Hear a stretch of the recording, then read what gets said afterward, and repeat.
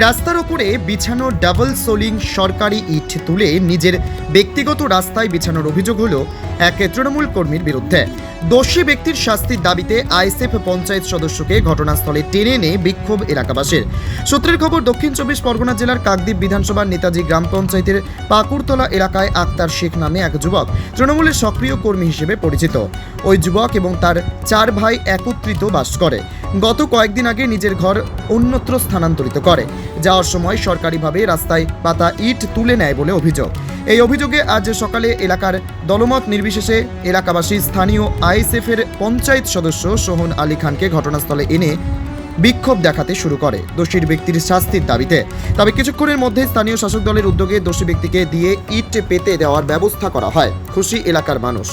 অভিযুক্ত আক্তার শেখের দাবি, তাদের নিজের জায়গায় ইট তুলেছিলেন, বাড়ির কাজ করে পুনরায় বিছিয়ে দেবেন বলে ইট কোথাও নিয়ে যায়নি। এই ঘটনা প্রসঙ্গে আরও কে কি জানিয়েছেন শুনবো। অভিযোগ উঠেছে আপনার বাড়ির সামনে যে সরকারি রাস্তা ডবল সোলিংয়ের, আপনি কোথাও অন্য জায়গায় ঘর করার পরে ইটগুলো তুলে নিয়ে গেছেন, কি বলবেন আপনি? হ্যাঁ, ইট তুলে নিয়ে গিয়েছি, এটা সঠিক। এখানে এটা পুরো স্টেটটাই আমার বাপ কাকাদের, পুরো স্টেটটা যে আশেপাশে ঘরগুলো আছে পুরো এই 40 শতক সম্পত্তিটা আমার বাপ কাকাদের সম্পত্তি। সেখানে সবাই বসবাস করে, যারা আশেপাশে আছে তাদের জন্য একটা আলাদা রাস্তা ছাড়া আছে, সে রাস্তায় তারা চলবে। আমার বাপ কাকাদের জায়গার উপর থেকেই চলাফেরা করছে, আমার বাপ কাকাদের জায়গার উপরে বসবাস করছে। সেই জায়গার উপর থেকে রাস্তা চলাকালীন তৎকালীন সময় যারা ভূমিকায় থেকে করেছে বা দায়িত্ব নিয়ে রাস্তাটা করিয়েছেন, সেই সমস্ত ব্যক্তিরা বলল যে আপনারা একটু ইয়েটা করে দিন। সেই জায়গাটা আমরা ছেড়ে দিয়েছি। দেওয়ার কারণে এখানে বললো যে তোমরা 5 ভাই বসবাস করছো, তোমাদের জন্য এই রাস্তাটা দেওয়া হোক আমার বাউন্ডারির ভিতরে। এটা কোনো যে সাধারণ লোক চলবে সেরকম কিছু নয়, আমাদের 5 ভাইয়ের বাউন্ডারির ভিতরে এই জায়গাটা। আর তার উপরে ডবল সোলিং কন্ট্রাক্টর নিয়োগ করে রাস্তা হয়েছে। সেখানে আমরা যখন চলে গেছি, 5 ভাই টোটালি চলে গিয়েছি, সেখানে আমাদের রাস্তা ও প্রয়োজন ছিল। আপনার ব্যক্তিগত জায়গায় সরকারিভাবে কন্ট্রাক্টর নিয়োগ করে ডবল সোলিং রাস্তা হলো কি করে? ওইভাবেই ওই জায়গাটার জন্য করেছিল। ওই জায়গাটা যখন ওরা বলল যে আমাদের তো প্রয়োজন আছে রাস্তার, সেইভাবে আমরা দিয়েছি। তখন ওরা বলল যে তাহলে তোমাদের ব্যক্তিগত এই রাস্তা ইয়েটা থাক। ব্যক্তিগত বলতে 5 ভাইয়ের একটা, তো 5 ভাই মানে বিরাট একটা ফ্যামিলি। সেই ক্ষেত্রে এই ইটটা পাতা হয়েছিল। আমরা 5 ভাই এখন বাইরে চলে গিয়েছি, সেখানে আমাদের মানে যাওয়ার জন্য পথের একটা প্রয়োজন, সেখানে আমরা ইট পাতার জন্য এই নিয়ে গিয়েছিলাম।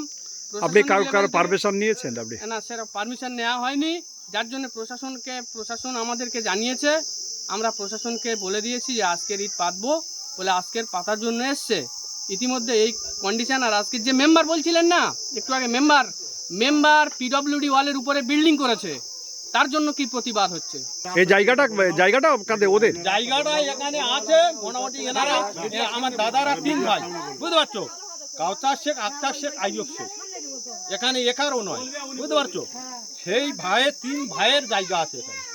এই রাস্তাটা আপনারাই করেছিলেন? হ্যাঁ, আমরা দলে থাকায় করি। আপনারা করলেন কি করে? ব্যক্তিগত জায়গায় সরকার? ব্যক্তিগত নয় তো, এটা চলাচলের তার তো করা হয়েছে।